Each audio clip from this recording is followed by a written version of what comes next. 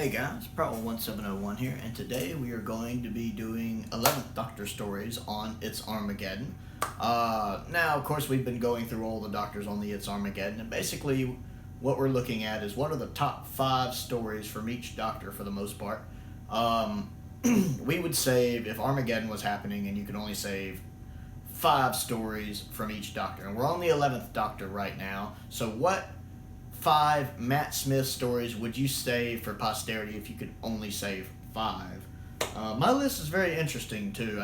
I think the 11th Doctor, more so than a lot of Doctors, really fluctuates for me depending on the day. Like yesterday it might have been different. Tomorrow it might be different. It's really hard for me to pick his. Number 1 on the list, of course, is my favorite Matt Smith story, and I think his best story, The 11th Hour.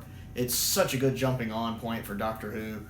Matt Smith just steals the show in this episode. He's so good here. He's got that perfect balance of everything it takes to be the Doctor that I don't think he kept throughout his whole run. But he's really good here. I really like the introduction to Amy. I really like how the story immediately explains why they have such a close bond this early in their run. The fact that she grew up kind of with him as her imaginary friend. That's pretty neat. I like the introduction of Rory. I just like Rory. Rory's fun. It's a good story. It's got some great music. I really like the 11th Hour. Next on the list is the Snowmen. I really like the Snowmen, and I'll explain more when I get to the end why that's on the list. Richard E. Grant is great as the Great Intelligence. He also makes the best Loki I've ever seen.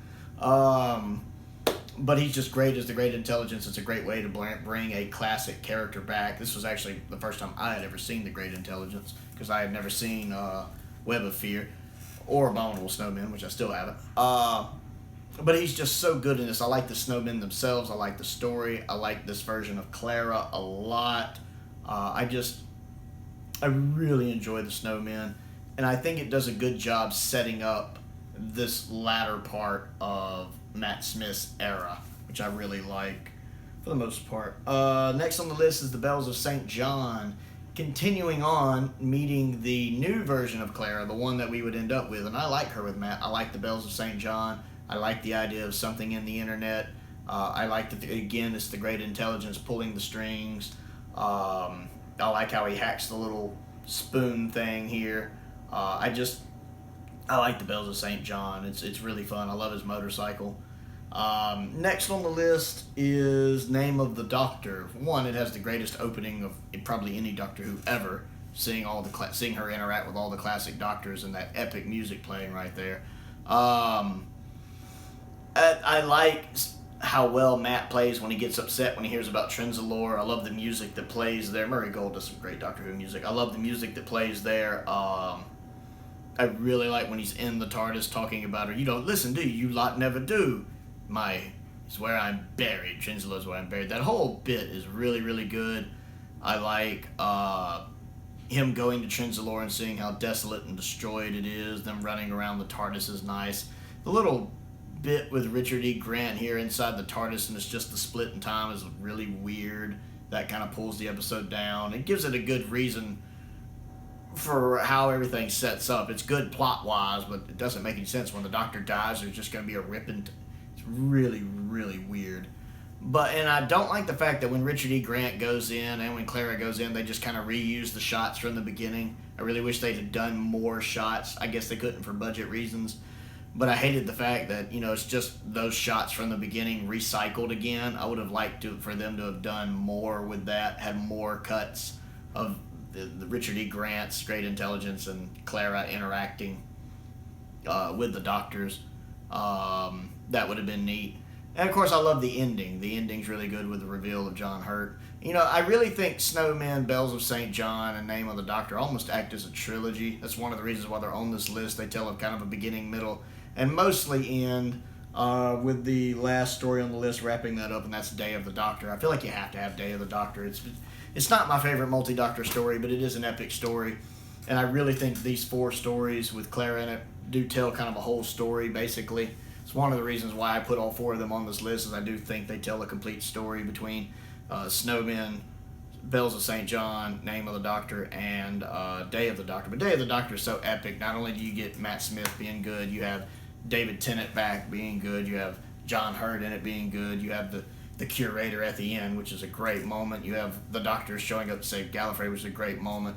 Like I said, I really, really enjoy it. It's got some fan service, but I really like it.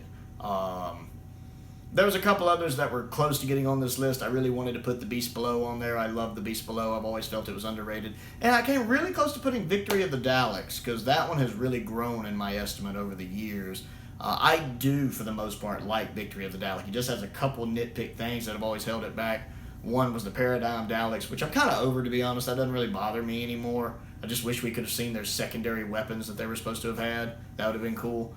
But the World War II planes and space thing, still, my suspension of disbelief goes right out the window. It packs its suitcases and leaves right there. That's really the only thing holding me back, the World War II planes and space. If it hadn't been for that, Victory of the Daleks probably would have been on the episode, because I do overall really enjoy it. So those are my picks. There's a lot of them I could have picked. You guys know Vincent and the Doctor wasn't going to be on there. I have actual objective issues with that one and subjective ones.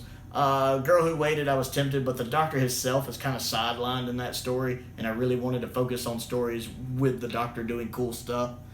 So while I like The Girl Who Waited, it doesn't quite work for me on what I'm looking for on this list. The Doctor's Wife I was tempted to do, but there's some of the Amy Rory stuff inside the TARDIS kind of holds it down for me, so I didn't quite put it either. It's really hard to pick with his, and if you ask me tomorrow, it might be different. So those are my thoughts on the 5 Matt Smith stories I would say. What do you think of my list, and what 5 would you save? So comment down below and let me know what you think. I always enjoy interacting with you guys and finding out your thoughts on the matter. I have a couple polls going on my Patreon right now that are open to the public. There's a link to my Patreon down in the description below. Both of the polls are Doctor Who related, voting on which Doctors I will be doing reviews of. Those are open to the public. Anybody should be able to vote in those. So check those out if you have a free minute. I love when people vote in them. I really do.